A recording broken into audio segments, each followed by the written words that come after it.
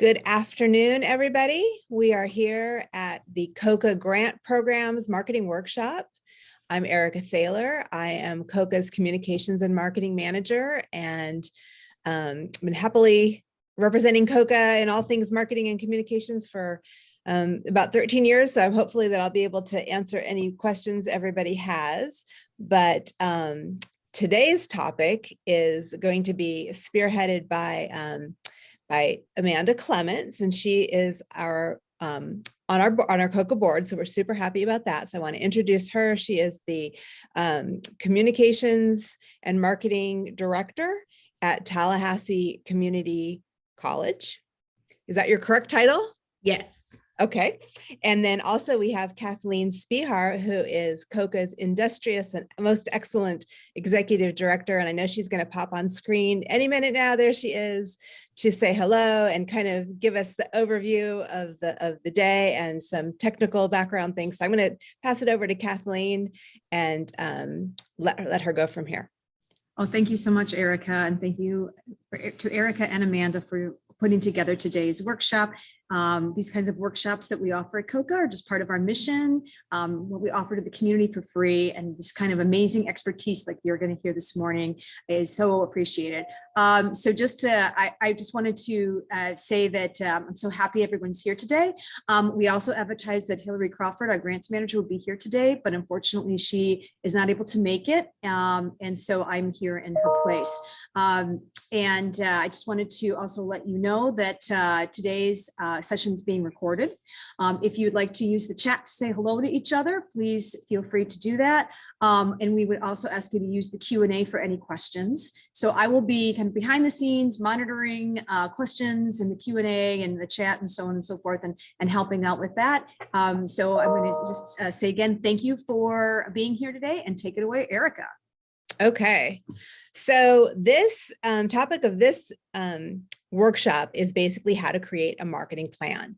And I can say that this seems to be one of the questions that comes up most often when people are looking at our grant applications, or just in general asking about, you know, what they can do to be stronger candidates and also to help their organization. So Hillary and I said, who can we call on that would be an excellent person to present this? And that's why we tapped Amanda Clements. And basically what she's going to go through is a very, very simple way to create your marketing plan. It doesn't need to be scary. It doesn't need to be overwhelming. If you are like me, most of this is in your head and is in several documents, and it's actually going to be motivational for me to do a better job in terms of coming up with COCA's own marketing plan and putting that on paper. So that's the goal here, is to take all those things in your head, put it down into a usable document that's going to help you in your grants and also in your own professional development for your organization. So we're going to keep it simple. We're going to be answering questions, and then there's going to be time for Q&A and general kudos for everybody. So thank you, everybody. I see that there's a bunch of people here, so that's very exciting. And I'm going to just pass it over to Amanda and zip it. Okay, thank you, Erica and Kathleen.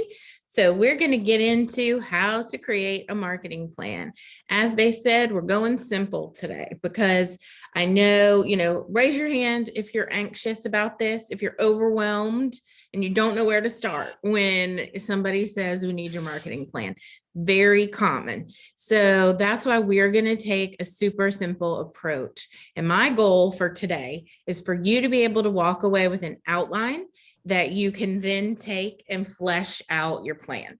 So one thing I want everybody to do, if you have a piece of paper, I want you to take that piece of paper and fold it in half, and then fold it in half again, and then open it up so that you've got 4 sections on each side. If you don't have a spare piece of paper like this, take your notebook and just draw a T so that you've got your 4 different quadrants, okay? And that's going to be how we get our plan outlined today.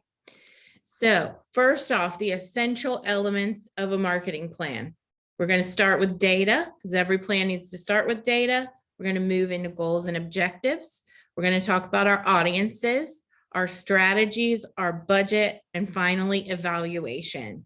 So if you will, take that piece of paper that you either folded or drew your T on and write in the quadrants each of these things. So I've got data, goals and objectives, target audience, marketing strategies, flip it over, budget and evaluation. And then you're going to have 2 extra parts. So if you go over on something, or if you have questions or just general things that you want to remember, make yourself a section for that. Okay, so I'm going to give everybody a minute to do that, and then we'll get going. I just want to say I love like this group exercise. This is wonderful. And Well, the point of something like this is to walk away with something that you can implement right away. yeah, And this is a way that you'll be able to do that, because you're going to And be knowing how to thinking of start. all of the things that you're already doing, Yeah. because you're living your marketing plan, I would think. And so this is just a way to get it down on paper. You know, that's the pressure, is to do it, you know, when you have the deadline. So let's go ahead and get some of these things down. So we're going to start by talking about data. So as I'm chatting with you, you make your notes on here about your data. So first you start with, what do you already know, or what can you find out pretty easily? So here's just a few questions to get started with. So you're going to say your year-over-year program or event figures.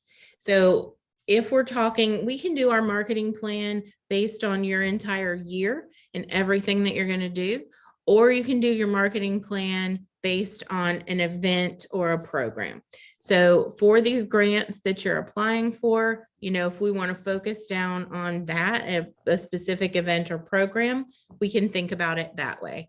So you have a document somewhere or a program that you can go into where you can look at your year-over-year program or event figures. You're going to be looking at attendance. You're going to be looking at ticket sales. You know, you're going to be looking at, you know, number of acts that you had in there. You know, get your data about what the key measures are for your event or program. That's your place to start. Those are your benchmarks. If you're a first year program, you don't have those things yet. So we'll get into that when we look at our goals and objectives. Let's also talk about who has attended your event or your program in the past, who's been a part of it, who has attended. That's going to be key information for you when you start talking about who's your target audience. You want to have this data here of who is typically engaged with you.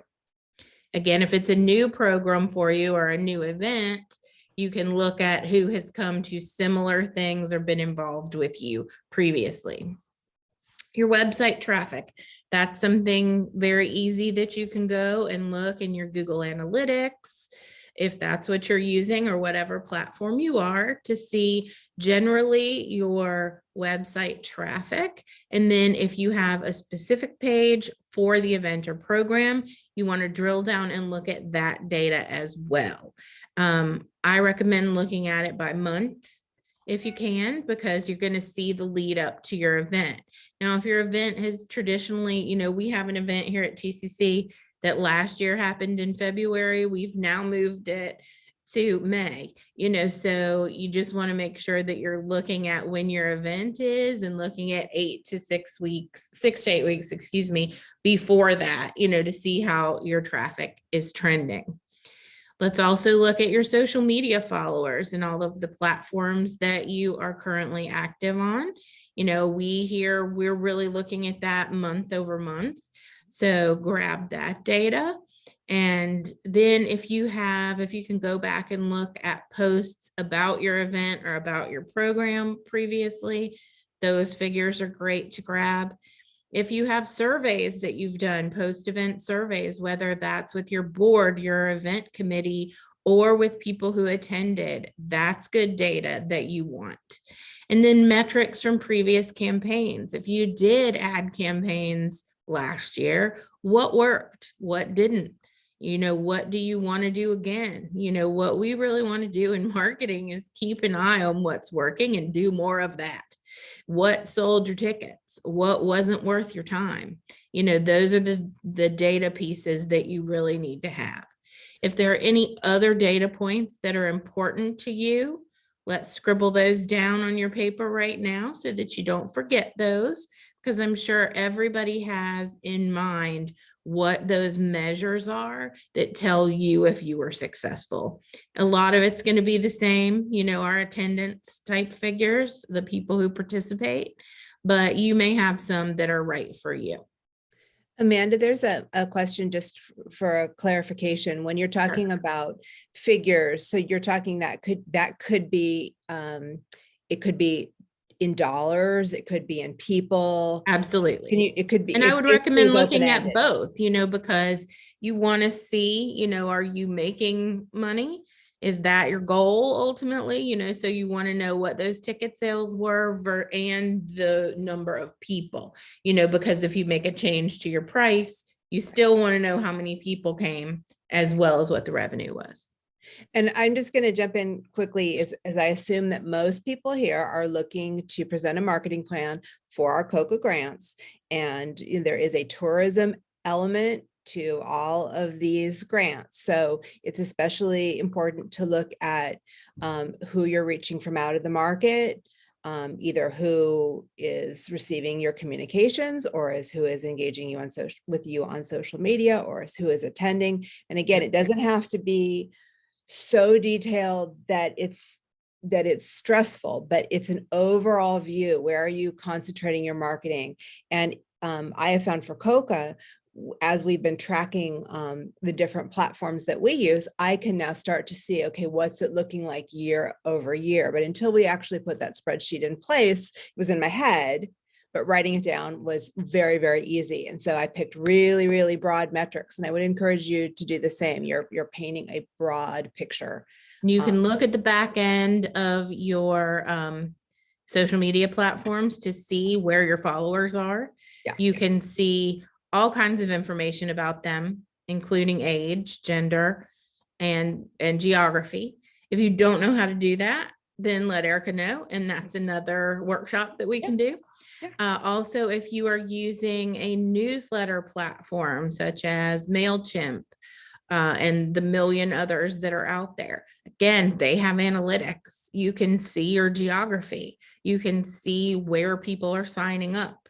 You can see all of that information. So it's really just good to look at that data at least monthly and make sure you know where your people are coming from, and then you can use that to inform your marketing decisions. Okay, any more questions on data before we move on? Okay, so next we're going to move to our goals and objectives. So that's, what do you hope to achieve? Now, your data is going to help you with that.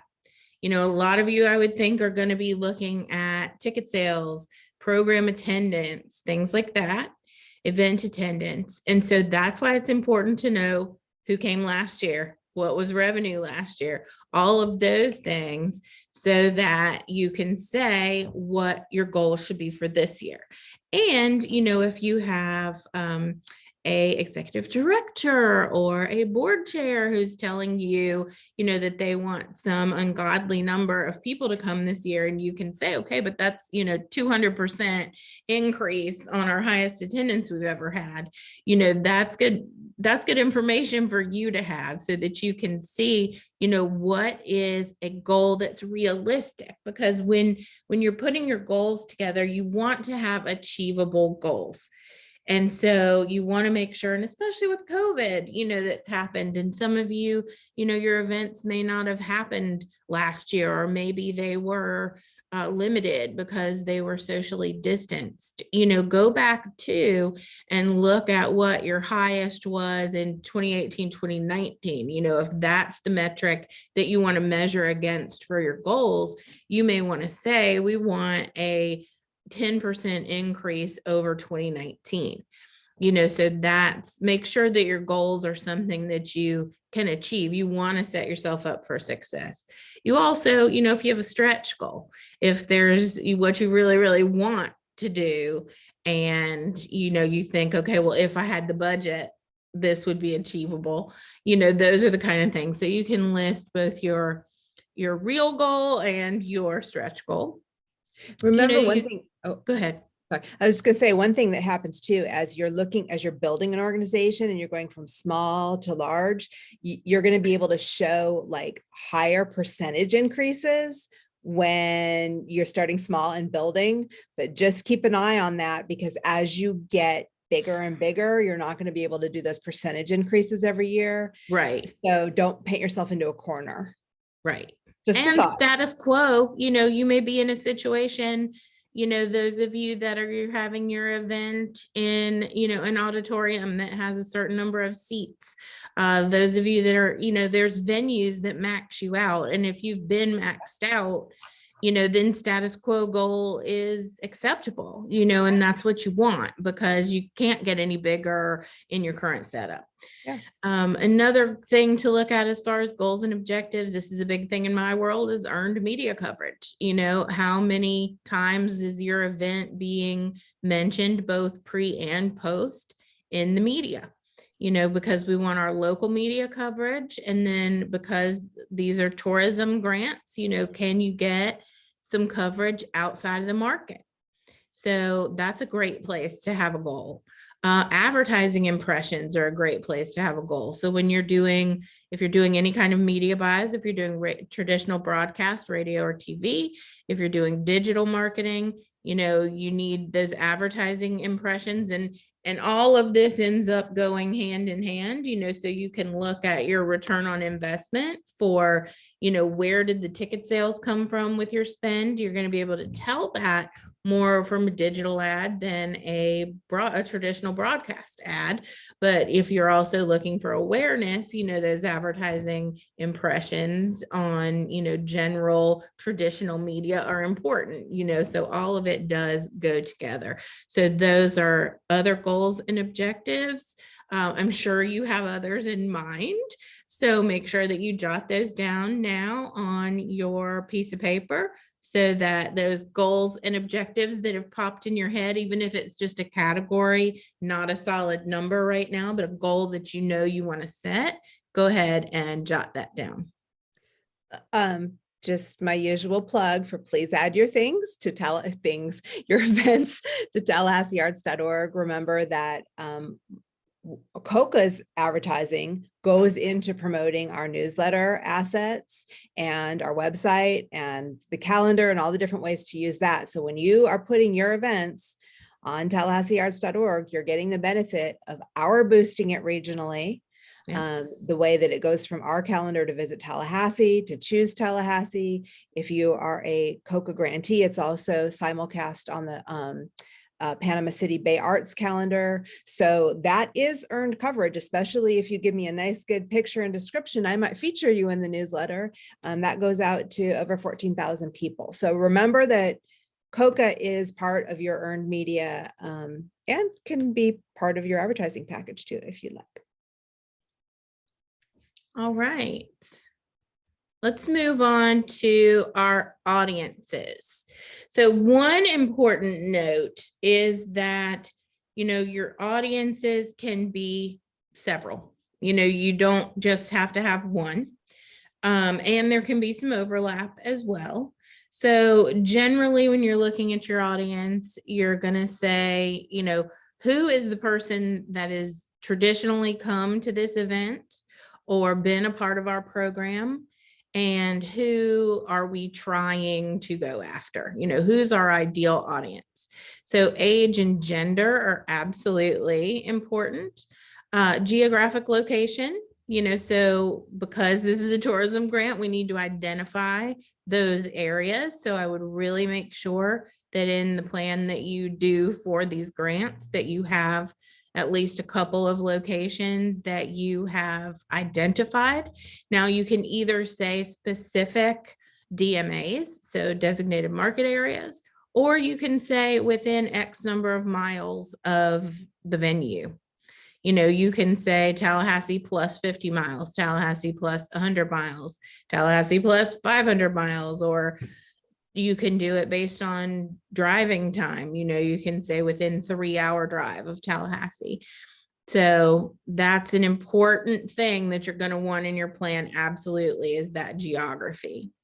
You can also look at interests. You can look at income level. If your event or program has a high ticket price, that you're going to need a minimum income probably for people to be able to come to your event. If it's a free community event, then income level doesn't matter, but it is something that you just need to consider. And then lifestyle and life stage is really important. Are you looking for the empty nesters? Are you looking for college students? Are you looking for kids to come to your event? So you need to market to their parents. So lifestyle and life stage is another important thing to look at.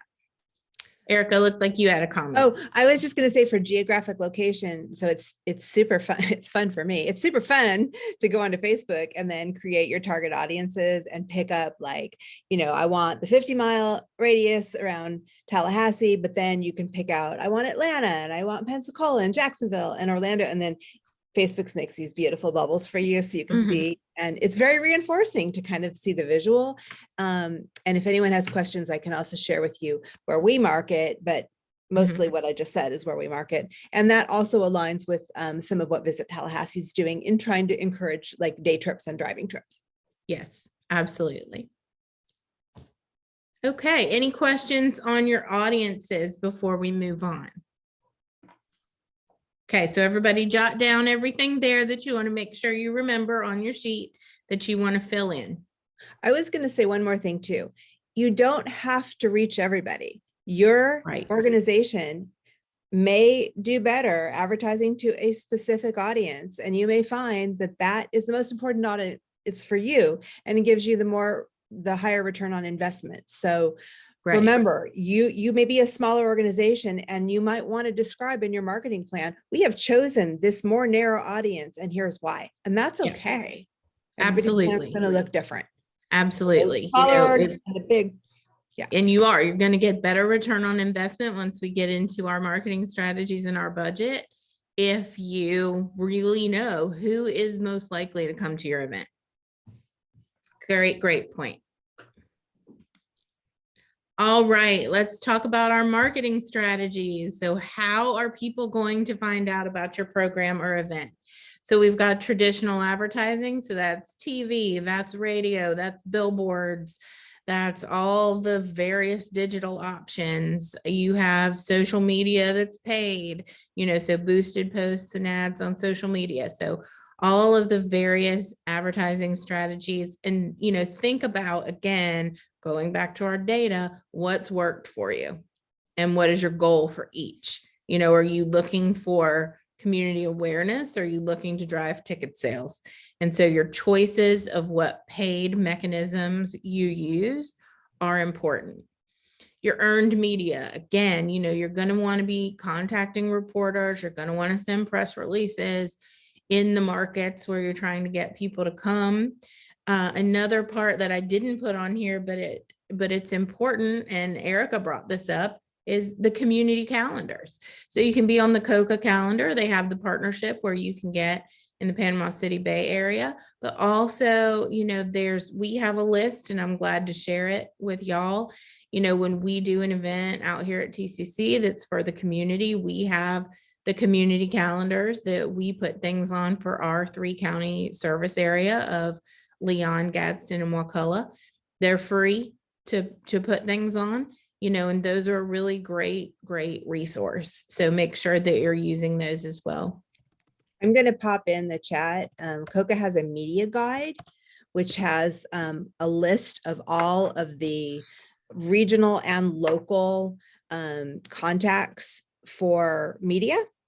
Right. And I'm trying to talk and type at the same time. I'm going to paste it in there for everybody. But if you email me directly, I can also give you like the inside scoop on those email lists, as long as you promise not to CC everybody and you BCC everybody. So again, the actual guide is going in there, and then email Erica if you want a little more customized email list. Then you don't have to do the work.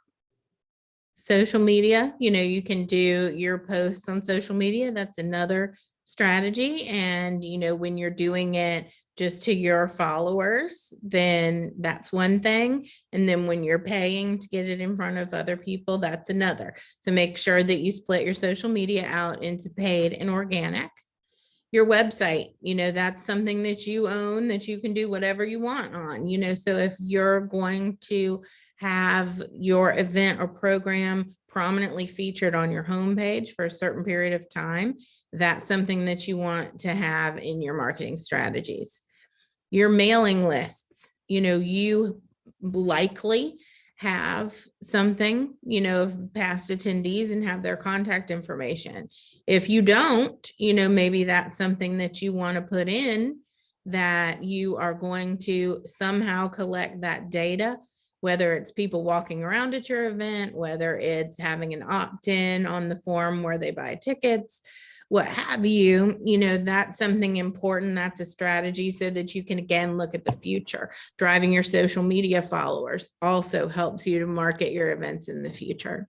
And then partnerships, your partnership with COCA is very important because that gets this information out to more eyeballs. That's ultimately what you want, is for the people who've supported you in the past to continue to support you now, but you also want to get out to their friends, to their family, and to other people that have not heard of you maybe before, but are the perfect person to come to your event that would love it. So your partnerships are also important. If you have, let's say a lot of you maybe have a board member who works for a big organization who frequently advertises, and maybe they'll give you a spot on their billboard for the several weeks coming up to your event, or maybe they have a community publication that they can include you in. Whatever those partnerships are, everything on your marketing strategies, it's both what you're paying for and your in-kind things, and the things that you own, that you control. So putting all of that down is important. I sat on the grant panel last year, and when we were reviewing these things, there were some that it was just completely unclear how how people were planning to get the word out, or it was really unclear of how you were getting the word out outside of Leon County.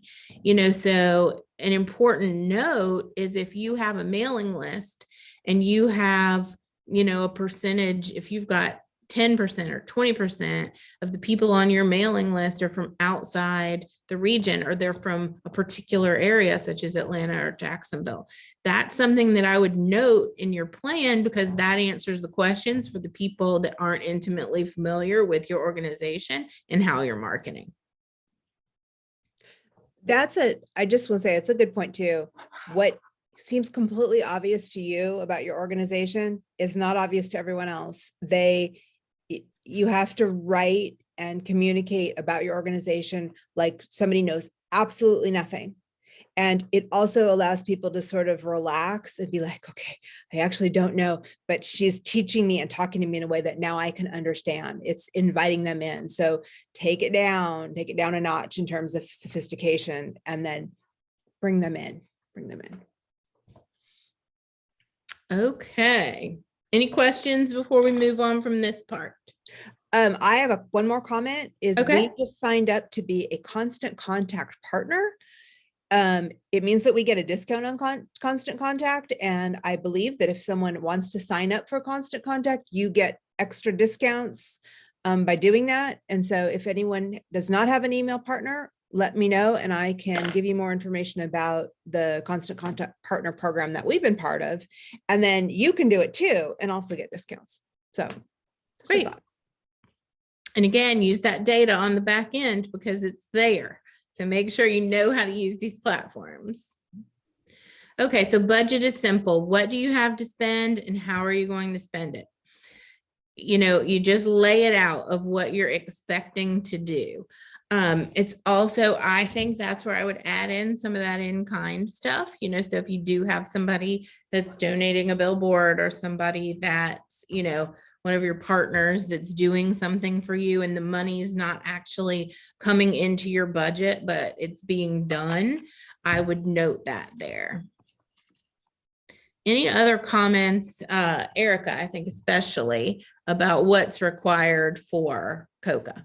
In the grant guidelines, when you are using your media, you have to use media that is not primarily focused on the Tallahassee area. So the example, when I was managing the grant program, I always would say bus wraps. Bus wraps in Tallahassee are only in Tallahassee. So that's not an out of county resource. There are some advertising mediums that reach in the county and they also reach out of the county. It's your job to show why it's a good choice and how that investment is actually going to reach people outside of the county and drive tourism in. So onus is on you to make that case. Looking at our marketing plans here at TCC, we advertise with folks that y'all probably all advertise with, the Democrat, WCTV, WTXL, all of those folks. And they can all do more than just Tallahassee. Yeah. So if you're working with your ad rep at the Democrat and they're doing a digital campaign for you and they have a way to hit, through their network, they have the way to hit those other geographies. So, on your budget, when you put, okay, Tallahassee Democrat, and we're spending, let's say $1,000, then I would put a note that it's to cover, whatever counties or whatever geography, because I think that was one of the questions is, I don't think we need to be super, super granular for this. You'll have those details, but I think you need to get at least to a mid-level of where you're saying more than this much with WCTV, this much with Tallahassee Democrat, and this much for, Facebook and Instagram. You want to say what your targeting is for those dollars, at least for the geography for this tourism grant, because that was really one of the biggest questions that the grant panel had last year is these are all media outlets that we're familiar with here in Tallahassee. And so if you don't work in marketing and know that all of those people can do the digital programs outside of Leon County and our region right here, I would just spell that out of, who you're working with and what target they're going after for you. I was gonna like to throw out a couple ideas. If you all, and I hope you all do get COCA classifieds, there is a link in the classifieds to visit Tallahassee's co-op partner resources. They have a whole list of things by month, from a really good buy on NPR to Flamingo magazine to Southern Living emails. COCA actually uses those. Our main sources of marketing are boosting posts on social media. And then we also partner with Visit Tallahassee to sort of align with their, it's already done. I mean, I don't know about you guys, but I'm a one-woman show in many respects, and I don't have time to necessarily analyze any media buy. But for me, it's been very effective with our budget, which is not huge, to go and partner with them. And I have found those to be really good packages. I would definitely recommend you take a look at those because they're in the $300 to $400 a month range. They're not so expensive that you can't be part of the program, and they're very different depending on what market you want. Like, sometimes it could be targeted towards South Florida. Sometimes it could be targeted regionally. Do look at those. And I also wanted to mention as well that the support of ads in COCA's newsletters is also a tourism approved resource because we boost our posts regionally. And I'm trying to put that in the chat. So. Perfect. Okay, and then finally, we're going to talk about evaluation. So how are you going to measure success? That was an important thing that was a part of the grant, if I'm remembering correctly last year, is how do you know if you've achieved your goals? So of course you're going to measure based on attendance, but you also want to look on your return on investment for your ads. If you're going to do any surveys of how did you hear about us, where are you from, collecting zip code data, any of that, you need to outline a few bullets of the things that you're going to do to measure, to see if you're successful or not.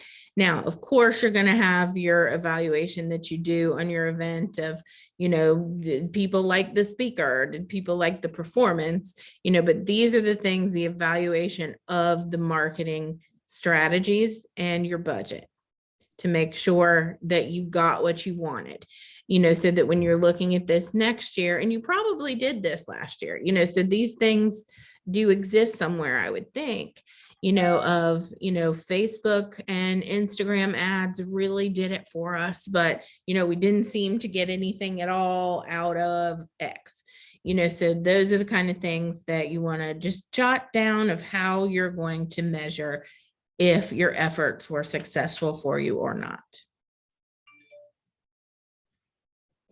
All right. That's how simple it is, y'all. I really promise that if you follow this and you stick to those main areas and putting your plan together, then it's not going to be overwhelming at all. If you all haven't used Canva, I'm the biggest Canva fan ever. All nonprofits can get the full version of Canva, which means you can put in your brand colors, you can put in your fonts, and you just Google search, marketing plan, and they'll have a bunch of templates, and you can so easily customize that. That would be a really good resource I would recommend for creating a plan very simply. But remember, if you don't have the free, if you're a nonprofit, you need to absolutely go in there and get the full version of Canva for free. Because I talk to nonprofits all the time, and y'all are using the free version, and you can get the pro version for free. Another resource that I've been using a lot is Pictochart. And I can put that in there, but that was something one of our board members turned me on to, and it's kind of like Canva on steroids, but it also has a wonder of really great resources for infographics and plans and reports. You can also just use a plain old Word document to type all of this out. Yeah. So if some of you are like, I am not graphically inclined, just putting it on a Word document so that you have it all in one place, that's what's being asked for. And again, that's why we kept this so simple today. These are the basic things that we need to know. Now, if you have a larger budget, or you really, you have a marketing expert on your staff that their job is only marketing, and I know that's not the case with a lot of y'all. You've got people who are wearing 17 hats at once. A Word document is plenty. As long as you just get these basic things down. Now, when you submit your marketing plan, your data is something that, you're probably going to keep that to yourself. That may not be a public thing that you want out there, so your marketing plan would really start at the goals and objectives. What are you trying to achieve? Then the definition of your audience, the strategies that you're going to use, how you're going to budget that, and I think it's important, use those, put those things in here that you don't have to pay for and that are focused on our local market, as well as the things focused outside of the market, so that the people who are evaluating your marketing plan see that you're using more than just maybe the dollars that are coming through this COCA grant, that you do have other things that you're doing. It's important to see that full picture. And then for evaluation, it's just those metrics that you're going to make sure that you're looking at to see if you are successful. Amanda, or I don't know if you can see, there's a question in the chat. Do you have any, so will you read it for me? Sure. Do you have any suggestions for measuring when asked to compare with prior seasons to take into account the impact of the pandemic? Yeah, absolutely. I think that you need to go back if you were having this event or program pre-COVID. I think you need to pull 2 or 3 years prior so that you can show, 2017, 18, and 19, how you were growing or what your attendance looked like, what your ticket sales looked like.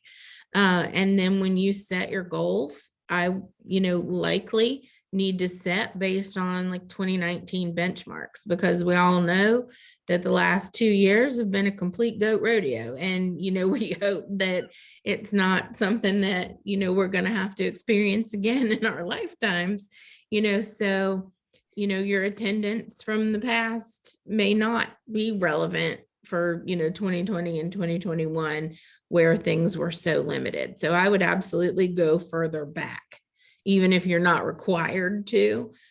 Some other grant applications may just be looking for year over year for maybe 2 years back. And I would go further. I'd go at least 5 years back right now, just because, you want to show when we were in our heyday, when things were good, because everybody's been hit by COVID. So it's definitely something people are going to understand. I'd like to make a plea for really working together to support each other. We are not our competition. Our competition is Netflix and takeout food and sports. And it completely warms my heart when I see another theater company sharing another theater company's event. When I say music, sharing music, the more we can do that, it stands out. And I can tell you, I'm not going to tell you, but I can tell you the people that consistently like COCA's posts and share them, that are supporting other people. It shows. It's really important to do that on social media. Take 3 minutes a day, go through your feed, say thank you, say wonderful, share it, give them a woohoo. Yeah, does it work? It's absolutely work. Do it anyhow. The other thing I would recommend is if you haven't done a plan your visit page on your website. I know I've mentioned this several times to people, but it's really important. The reason is, your website, but if you're coming to Tallahassee from out of town and you're on, a theater's website, and they're like, well, this looks really fun. I wonder what else there is to do. Is there a quick link to Visit Tallahassee? You want to set it to open it in a new window. Set it to open in a new window so they can check out Visit Tallahassee. Do they want to find other arts things to do? Ask me and I will give you the Tallahassee Arts Guide logo. You can pop it on there and they can open that in a new window. You want to make it as easy as possible for people to visit your website and plan to come here. And you can put that in your marketing plan. Yeah. That's a really, really good thing to put in your plan and actually do. If we all did that, can you imagine? You wouldn't be able to visit any of us without Tallahassee. We'd all have the same messaging. Right. So if you have questions about that, I will meet with you. I will talk with you, but that would be just a gold mine to have everybody engaged together. I would be like the Borg queen for those of you who are nerdy enough to get that reference. So yes, that's such a fantastic idea. And you're honestly going to save yourself time, because there are those people, and we all know them, who are going to comment on social media, who are going to email, and who are going to call you and say, I'm coming to your event and I'm coming from this place, and where do I need to stay? And where do you recommend that I eat? And what time do I need to get there? And what's the commute going to be like? So if you think about the time it's going to take to talk to 5 of those people on the phone, and you're going to get them, since we're looking for outside of Tallahassee, you're going to save yourself that time by putting some of that information on your website of, the hotels that are close to you, the restaurants, the local restaurants that you recommend, the other great things that there are to do that are close to your area of town while they're here. That is all really, really great information. Goes back to what Erica said about we're lifting others up by recommending them. There's a lot of free things to do in Tallahassee that the people who are coming to your event are interested in. So there's so much that you can do. And, you know, I sit on the COCA board and I'm in the tourism seat. So I would be, you know, very happy to help anybody put some of that information together. But, you know, you have those people that are right there in your neighborhood of where you're located that you would want to promote, and that, you know, you count on them to promote you. They've got your flyer up in their window or at their counter, you know, so promoting them is a great thing. And you can do that very easily on a page on your site. Another update to the TallahasseeArts.org website. We have just changed to like a new platform. It's the same site, but it's like an upgrade of the theme. And if you click on events, your events now, you'll see that you get a bigger display picture.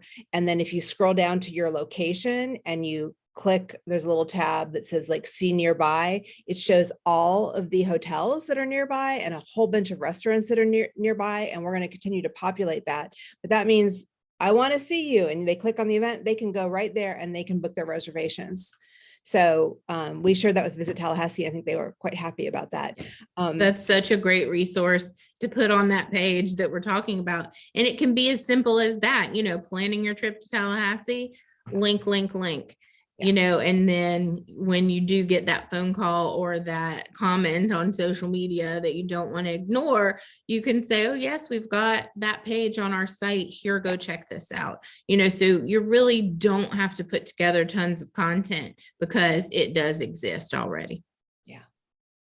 And Kathleen's popped something in the chat. I just want to make sure everybody knows COCA's resources are free. There's ways that you can become involved if you've got a little budget. I'm happy to help you with an ad on our newsletter, but posting on our website is free. Being a featured event in the newsletter is free. We do most everything for the community is available to everybody. And so of course we love members. They get some discounts here or there, but we're here to help everybody and to support the entire community in the whole region, not just Tallahassee. One request, I'm going to go ahead and give it now. So when you are listing your event on TallahasseeArts.org, please think about giving me a picture for your thumbnail. I know that everybody gets an auto reply that says, yay, pictures are the greatest, but I'm seeing more and more and more posters. And when you put a poster in a little 2x2 square, it doesn't look good. So I'm going to start kicking these back to you all in draft and say, this is really great. Put your poster in the gallery and give me a picture. If you want to put a little teeny logo brand on there, but if you look at other calendars, like Boston, the gentleman from Boston and I had like a little chit chat, and he is basically flat out rejecting anything that doesn't have a picture, and people caught on, and it looks better. It looks better for all of us. If you've got questions about that, let me know. But just remember, pictures are so much better than posters. Posters are really good on walls, but for media, you want pictures of people, pictures, plain pictures. Absolutely true. All right, everybody, any more questions? There's a question online here about placing ads with Democrat or FSU to get copies and affidavits. I know that WFSU will give those to you. I actually used to work there long time ago, and but I've worked with grantees, and all you do is you email the development department, and they'll give you an affidavit. And the same with the Democrat should do the same. Your ad rep should do that for you as well. Yeah, remember and that. Make sure that we didn't talk about this, but make sure, please, that when you are when you get your grant, because hopefully everybody here will get a grant and do that, but there are requirements for using the COCA logo and the Visit Tallahassee logo and the city logo. Those need to go through me, and most of you are doing that, but it's really, really important that when you get your contracts, to look through the logo use guidelines. We don't stretch the logos. We don't put them over busy backgrounds. We don't change the spacing. They need to be linked to the right site. If we do it together one time, you should be good to go. And I'm going to try to keep it where we don't have to necessarily get every single thing approved as long as it's in the same format. But it's really important that we get those things right, or I will be the logo police. And you guys can, by show of hands, know that I can be a pretty effective logo police, because I will stalk you until you talk with me and fix your logos. But it's really very appreciated. Again, it's the branding of our whole community. Tahira has a question about the Democrat. Why don't you shoot me an email at erica@tallahasseearts.org, and let's see if we can help solve that for you guys. Let's see, there's one more question. Where is it? Oh, wait, someone has their hand raised. Oh, that's Tahira. Okay. I think I answered your question. Anything else? Kathleen, do you have anything? Hello, everyone. I do not. Been great questions. I think, Erica, if you have any, I've been looking for the information for FSU and Tallahassee Democrat, but it sounds like it's just better for them folks just to contact you directly at erica@tallahasseearts.org to get that information. Yeah. So I think that's really fantastic. I guess my only question would end up being, this is like future looking, is that if you looked from a year from now or 2 years from now, where we're giving this exact same kind of presentation, what do you see in the future if you look into your crystal ball in regards to how to market effectively? That's it. Is that for me? That's a crazy big question. The thing is, things are changing so much all the time. That's why some of our local media partners, they do a little bit of everything now, because they know that they have to. So I think that, keeping up with the trends is what's really important. And that first party data is what's really important. So any way that you can get people to sign up for your mailing lists, follow you on social media, sign up for texts, whatever it is, find the way that your audience most wants to be communicated with, and make sure that you're getting them to opt into your whatever platform it is, whether it's following you on social, getting on your email list. Get that information directly from them, because those are the people who are going to be the most likely to come. It's so much, it's really important, if you look at cost of acquisition, the cost of getting in front of people, it costs so much more to get in front of new people than it does to get in touch with the people who've already engaged with you. So any way that you can get in front of people is really, really important. QR codes. I think QR codes had the biggest comeback of anything I have ever seen. People are all about a QR code, and I'm out here marketing things to students all the time here at TCC. And I will tell you that these students love them a QR code. So we are putting QR codes on so many things so that they can just scan. We did a link tree. If anybody's familiar with a link tree, it's one of those things when you do a link in bio on your website and it drops down and gives you several things that you can go and link to directly. We did a link tree specifically giving the links to our social media. So to our TikTok, our Instagram, yes, exactly. All of our different social media platforms. And we have those QR codes all over campus to get students to follow us. So there's lots of places that you can do a free QR code. So we can follow up with some resources for that, and you test it before you put it on anything, my friends. We have been, people have been bitten with that before, but use your QR codes at your event. You're going to have signage in different places at your event. They may be waiting in line for the bathroom. They may be waiting in line for refreshments. Get those QR codes out there that get people to either sign up for your mailing list or follow you on social media or give a survey. People, they have a computer in their pocket. Who would have thought 20 or 30 years ago that we would basically all be walking around with a computer in our pocket? And, so use that. They all have it in their hands all the time. And everybody, when they're standing in line or waiting for a performance to start, whatever it is, what are they doing? Their heads are down, they're looking at their phone.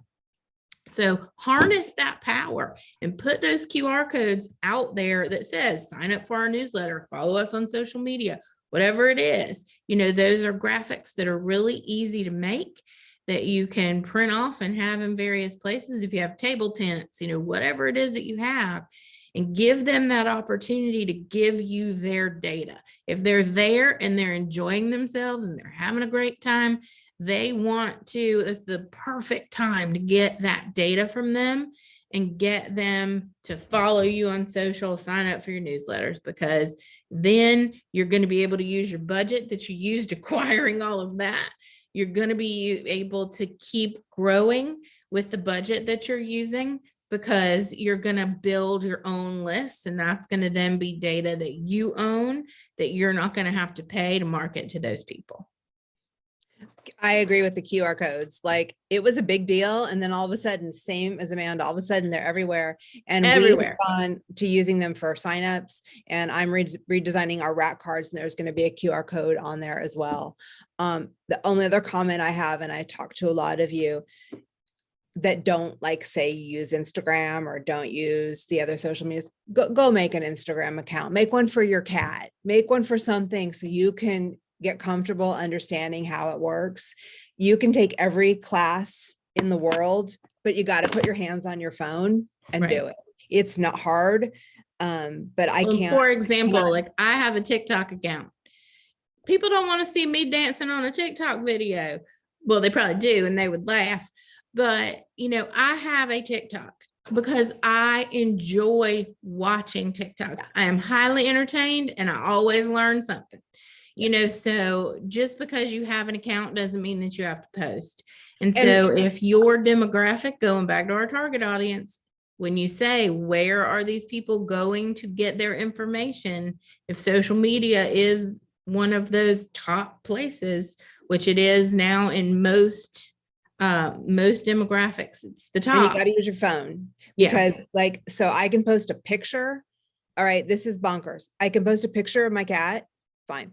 I can post a 15-second reel of her doing something completely no big deal, and there'll be 3,000 people will have seen it. Yeah. Which blows me away. Video really works. Yeah. You know, so if you, I guess that's another thing to talk about. If you don't have video from your last event, especially because it may have been several years ago that you had, you know, enough people there that you wanted to take video, get somebody there to take video this year, even if it's just on an iPhone. Get people there to take video, because you want to be able to create video to get people to engage with your content, because that's what's stopping people. They call it on social media that thumb stopping content, and video is far and away the highest engagement. So we have got two features too, the behind the scenes features and something else we're launching called Artist Inspire. They are set up for photos, but if ultimately I can find a way to include video in that and it can be added to the same platform, we will switch to that. But those are really, those elements would dovetail really well with taking videos of your process. And those are things you can do before an event, showing people what's happening, how you're doing it, what a little snip of a rehearsal looks like, how you're, you know, putting on stage makeup, things like that. Those are really, really good features. You can catch behind the scenes and Artist Inspire. Again, if you subscribe to the newsletter, there's a prompt for behind the scenes, and Artist Inspire will be coming out soon. But I'm also happy to meet with you. I mean, call me, text me, message me, and we'll set up a time and we'll go through the checklist.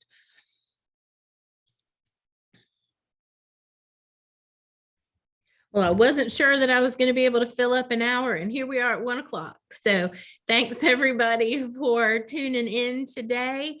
And Kathleen and Erica and I are all here to help anytime. So they've got my information too. So if there's anything that you want to chat about offline with me, I'm available too.